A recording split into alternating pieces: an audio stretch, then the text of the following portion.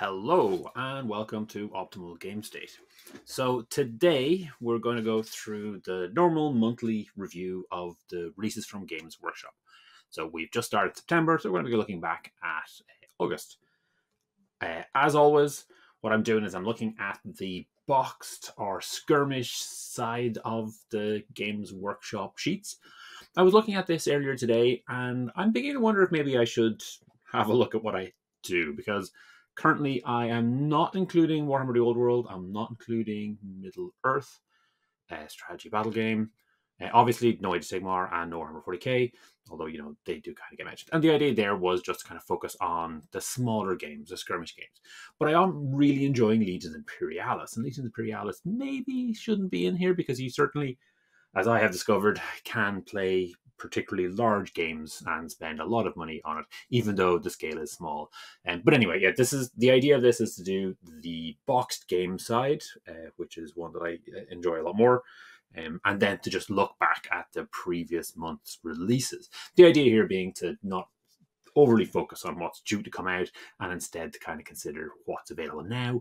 Maybe, you've missed something, or if you're interested in one of these games, to have a look at what's available in the other games. It also gives us a nice bit of context, because if you're only interested in Kill Team, for example, you might feel like your particular side of the world is getting a little bit neglected. But I think seeing the others kind of gives you some good context to everything. Okay, so there hasn't been a lot of big releases. There's only been two. We're going to be talking about Legions Imperialis. We're going to be talking about Necromunda. So starting with Legions Imperialis, the big release was obviously the devastation of Talarn. This kind of keys into the idea that Legions Imperialis is a historical game. Which is to say that the focus on it is to tell the narrative, tell the story, portray these tanks as if they were real tanks and what would happen. So when you get into a situation where you want to min-max the game and, you're only taking, like a ridiculous idea, your entire army is just all Stormhammers. So super heavy tanks, and that's all you're doing. That's never going to happen in a historical, quotation marks, kind of era, because getting that sort of number of super heavy tanks isn't really going to happen without you also having legions of men, which are going to be a lot cheaper to kind of go through. So I think this is kind of a game where if you play it as a historical game and you just kind of get your things on the table, maybe it plays a little bit better than if you're trying to totally optimize it. And a good example of that is if you want to do some of the better Imperial fist lists, you want all rocket launchers, but to get rocket launchers you need to buy tons of infantry frames, and if you're buying those infantry frames you end up with a lot of non-rocket launchers. So yeah, just a thing. So the Legions Imperialis new book, Devastation of Talarn, is very cool. It tells the background story to this. Now, the battle in Talarn is kind of a side story to the overall Horus Heresy. It was, and there's a beautiful picture of here in the book, a beautiful verdant green world, and then by the end of the conflict, it is a desert wasteland. So yeah, this particular battle completely wrecked it. It is renowned for being a big tank battle, which is why it's very, very interesting for this game, because obviously infantry are quite good, but we've got a lot of tanks, and tanks are cool. Now, what I was kind of expecting was kind of more specific historical scenarios. So they'll say, in this particular battle, we had this many people versus this battle. And they have elements of it here. So I see on page 33, and they're talking about the assault on Sapphire City, and they give, what the Iron Warriors have versus there's some White Scars and a lot Iron Hands, so yeah, so they give some numbers, but it doesn't really kind of translate, I think, into proper game terms. So we're like talking 21,000 Legionnaires of Iron Warriors. That's probably not going to fit on the battle table. So yeah, I would have kind of liked a few more of those. They don't have that. They do kind of give out the story and kind of explain it, which is great. And they have a section talking about campaigns. So there's a big chunk on how to play out kind of multiple games with a group of people and kind of tell that story, which is always fun. What else do we have in this book? They've got some interesting things, like there's a fog of war option for hidden setup where both sides don't actually get to see until it's fully revealed. a couple scenarios, battle lammers. Oh, yeah, okay. So there's two sections that are particular or of particular interest for us. Obviously, it's the new units and bits and pieces. So we've got the options of some tank commanders for the legions, which is going to be good. Will be useful, I guess.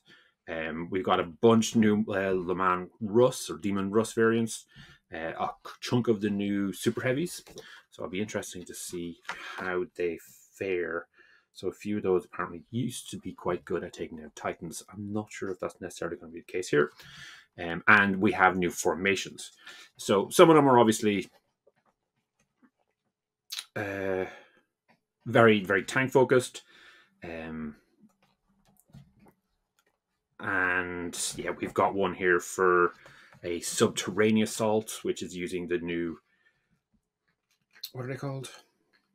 Termites. The new termites. So, you know, bits and pieces like that are... Oh, and then we've got a heavy Legion assault spearhead that looks quite interesting. So this one just has tons of Terminators, tons of Spartans, or Legion Spartans, or Legion Ram Raiders, and it's got some Dreadnoughts. So it looks a lot of fun. Problems with this, of course, is that to actually get your hands on that many Terminators might take a while. It'll be a bit of a struggle. Put those to the side. What's of particular interest in here is we have a section called Formations Legends, and in here we have a Iron Hands only one. So it's just got a bunch of tanks. So that looks very cool. We've got a Iron Warriors only one, Macro Assault Wing. And what this one has is got a bunch of, again, it's Terminators in Spartans. Yes, Spartan Assault Tanks. And then there's some Kratos. We've got Alpha Legion, have a Punishers, Sakaran Punishers, Sabers, and then plasma guns. So they're Legion specific, which I think is an interesting idea. I think we're probably going to be seeing that happen a lot more. I think we kind of have the base game. We have everything we kind of really need at the moment, and now it's just a matter of kind of padding it out with kind of fun, thematic Legion specific extras. I'm going to be working on one of those. It will require buying a shit ton more infantry sprues, but you know, that's what it is. So, and then obviously with this release, I'm focusing very much on the book, but we've got a bunch of new variants of the tanks coming out, and we have the same on the Legion side. So I think the Sabers on the left hand side, Sakarans on the right, and then the Termites in the middle. The Termites are quite interesting in that you're getting a box of 8 for in one box. Now that's much better than the 4 you're getting if you're buying the drop pods. And they kind of essentially do the same thing. They're very similar. Again, personally, I think I'll be looking to get to spend the ridiculous additional cash because that's what GW is. But yeah, I like the idea of having drop pods, so I'm going to see if I can get myself some drop pods instead of the Termites. Anyway, more tanks. More tanks is good. It's all gravy. The other big release is with Necromunda. Now, with Necromunda, we did get the new Hive Secundus box, where we have teams delving into the Gene Stealer infested collapsed hive of Hive Secundus. So we got a nice box, and in this particular release, we're adding to that. Now, what seems to happen with Necromunda is they'll get a box.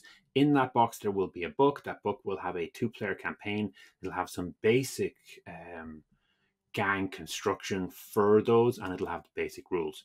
This book here, the Book of Desolation, is the kind of the real gem. So I think if you pick up that book, you probably want to get the Book of Desolation to go along with it. I haven't seen the one out of the big box, so I'm not entirely sure, but I can say that this Book of Desolation, which I have picked up myself, does have the Spire Hunting Party specifically, and on this page here we can see the rest of the Spire Hunting Party. So those 4 guys in green on the right, whereas it was only the 2 big brutish guys that we saw in the box. This also has the Malstrain gangs, which are the kind of Gene Stealer cultish ones, and then, you know, where you mix in one of the existing gangs. Like you can have Delac, who've been Gene Stealer corrupted or Malstrain corrupted and are living there. It has the Underhells campaign, which is honestly is quite typical. I've had a glance through it, and there seems to be a lot of difference. what else do we have? Yeah, so in the middle there, we've got the sentry guns. So this is a new option where you're able to set up a sentry gun after everyone else has deployed and have that there. So it's, you know, something you can spend on from your points to have a little bit more action. What else do we have of here? So yeah, this book is mostly, if you're interested in the old Spirers, and the Spirers are the nobles who are down in, they're slumming it, but in high-tech gear.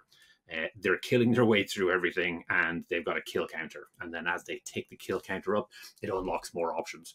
So basically, it's fancy nobles in Necromunda playing their own silly little high-stakes game. In this case, though, because they're going into Hive Secundus, the stakes are a little bit higher. They're definitely not supposed to be in there. There are dangerous things in there. And this does continue the story a little bit, because we had the background about Lady Hera, who is nominally the current heir to the Helmwar throne. So we have had that story progressing. So this does tell a little bit more about it, and this is where she is delving into Hive Secundus, as her brother has promised there is something in here that might tip things over, and that there might be an option to actually give her an edge, that she'll be able to get back on top again. So she is currently in one of those hunting rigs. That's what the Spirers call their gear. And she has managed to get her hands on a particularly fancy one. And we will be seeing a model for her come out soon enough. Okay, what have I not covered? We get the normal packs of cards that you get all the time. Again, these are, I believe what you're getting in the packs of cards are similar to the upgrades that will actually be mentioned in the book. I'm not entirely sure on that one. But yeah, if you miss out on it, on page 126 of this book and 127, there's a table of, you know, hunting party gang tactics that you can use. And similarly for that Hive Secundus gang tactics, there is another page in this book. Yeah, and then we did get an extra character for the Dalak, which is always good to see. And then we got all of the releases that came out on the box. So here we have that extra gang for, which were they? Oh, brain is failing me. The Malstrains are in the middle. More of the, I think they're the Orus Spryers on the right. It'll come to me as soon as I finish. Anyway, lots more releases. We've kind of got a fully developed idea of what's happening in Hive Secundus, and what we're probably going to see is Necromunda move over to just the cool character releases that we're kind of used to, and then keep an eye out for those monthly ones. We didn't see a monthly story, or at least I didn't notice one this time around, so that might be Vansar. The Vansar Tech Hunters, that's what they are. Or at least I didn't notice any. Actually, they didn't release the Malstrain gang proper, did they? No, so they've released the Gene Stealers and they've released the Tyramites, but they haven't released the Brood Scum. Oh, that's interesting. So you could get the Scum box already, and then I guess you needed to find some place to get the Brood Gang extra bits. Anyway, that's everything that we had for this month. So obviously we know Kill Team is getting a new edition. We're very excited about what's happening there. Warcry typically ends up about a month or two behind on the same cycle as Kill Team. So we're not expecting a new edition at the moment. That should be scheduled for next year if they go by their normal cycles. But we should be looking at maybe a new announcement of what's happening in the story or where the setting is going to be focused. We do have an upcoming White Dwarf, and which I didn't include this time around.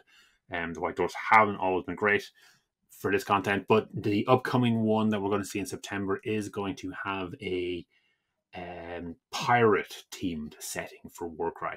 So it's going to be set on one of the coasts within the realm of fire. So yeah, we haven't seen all the details on that, but we can expect it to be very piratey. Hopefully it's a little like the Lustria background.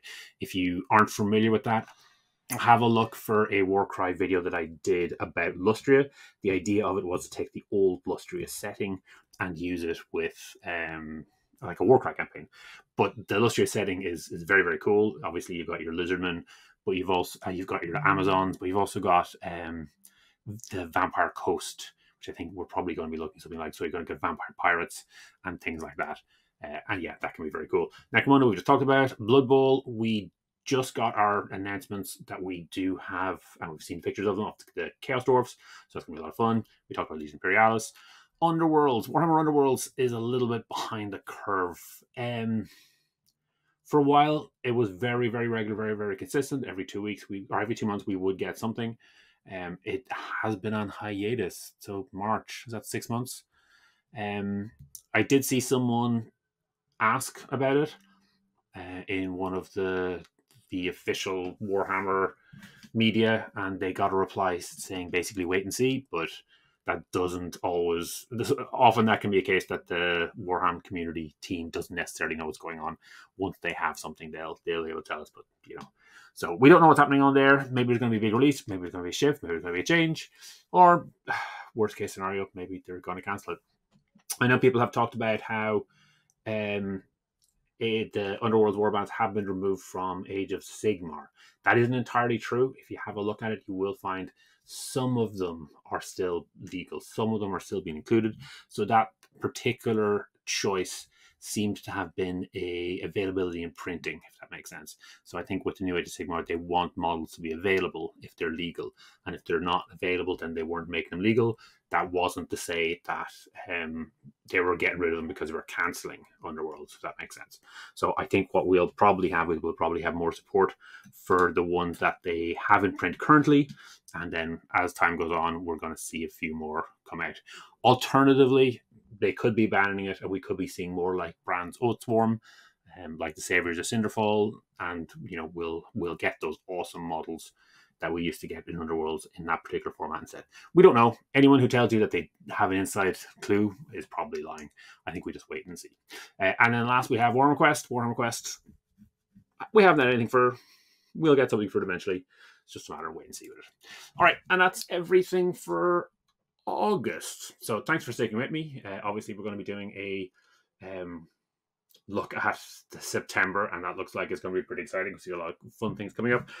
I do have the Book of Desolation, and I do have the Devastation of Talarn. So I might do some videos on those if that's something you'd be interested in. So yeah, if that's something you'd like, give me a comment, and if you think I should be adding a few more games or maybe dropping games from it, let me know too. All right, have a great week and a great month, and yeah, talk to you soon. Thanks for making it all the way to the end. Hopefully you enjoyed this video. Each week I put up a new video talking about one of Games Workshop's specialist games.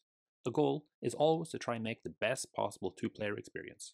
If this is something you'd find interesting, please subscribe to the channel and comment to let me know what you'd like to see in future.